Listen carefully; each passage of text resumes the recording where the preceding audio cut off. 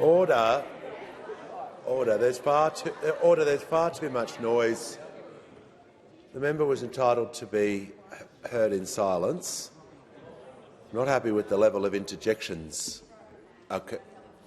The Leader of the Opposition. I'm just saying I'm not happy with the level of interjection, so that's not a time to interject. Order. Give the call to the Prime Minister. Thanks very much. Order. I met with all of the councils earlier today and they thanked the government for the work that we are doing when it comes to South Australia's algal bloom. This is an ecological event that is directly related to the impacts we are seeing right across our continent of climate change. What we have seen here is floodwaters come through the Murray-Darling Basin, out through the Coorong, into the ocean at a time when extra nutrients have therefore gone into the water, and the water is 2 degrees hotter than it would normally be at this time of the year.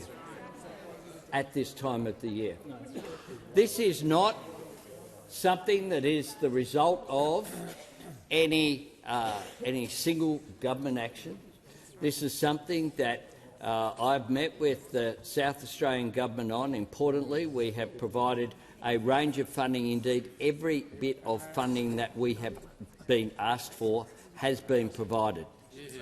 But it is also including $20 million to support the South Australian government to not just combat the effects of the algal bloom but improve preparedness for future events. Now, does anyone think that abolishing our commitment and action on climate change will make these events more likely or less likely to happen in the future?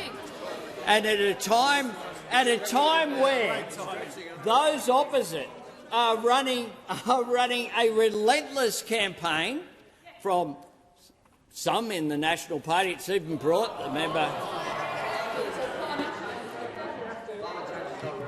Order. I want to hear from the Manager of Opposition Business. Relevance again, Speaker. No, resume your seat. No, resume your seat. Resume your seat.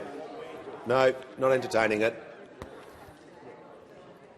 If you ask a question or anyone asks a question and the Prime Minister is giving facts and figures about the topic and then he's going to go into reasons behind that, he's entitled to do that. We're not just getting up and saying, I don't like an answer and that's my point of order. Because that's what we're doing. The Prime Minister has the call. And I can simply say I won't take any points of order, which other speakers have done. The Prime Minister has the call. Thanks, Mr Speaker. This issue is directly related to climate change. The people that we met this morning understand that it's directly related to climate change. The scientists who we met with last week, who are undertaking practical work, understand that this is directly related to climate change.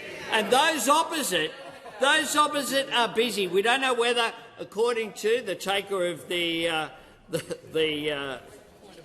point of order, has said that they're having a 9 to 12-month experience over whether they'll take support for net zero will continue. But it is extraordinary that they're actually becoming more right-wing on climate than Scott Morrison was. Order. We'll hear from the honourable member for more. In the heart of Australia's parliamentary arena, a fiery exchange unfolded as the opposition leader grilled the Prime Minister on funding priorities. Why pour millions into trendy inner-city bike lanes in Sydney and Grindelwald? He demanded, while skimping on support for South Australia's battle against a once-in-a-generation algal bloom disaster?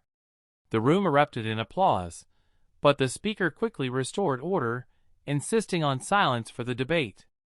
small businesses and communities from the affected regions, many present in the gallery, were left footing the bill for what the opposition called Labour's inaction.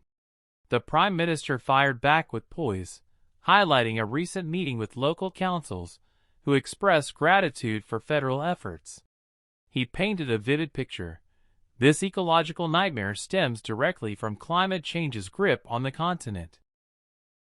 Floodwaters surging through the Murray-Darling Basin into the Coorong, laced with excess nutrients, met unusually warm waters, 2 degrees hotter than normal, sparking the bloom. This isn't any government's fault alone, he stressed, noting full funding for every request, including a hefty $20 million package to combat the current crisis and bolster future defenses. But he didn't stop there, turning the spotlight on the opposition's wavering commitment to net zero emissions. Will ditching climate action make these events rarer or more rampant?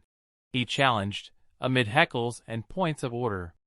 Scientists on the ground, he added, link it squarely to global warming, while some nationals push a relentless campaign against progress, veering even further right than past leaders like Scott Morrison.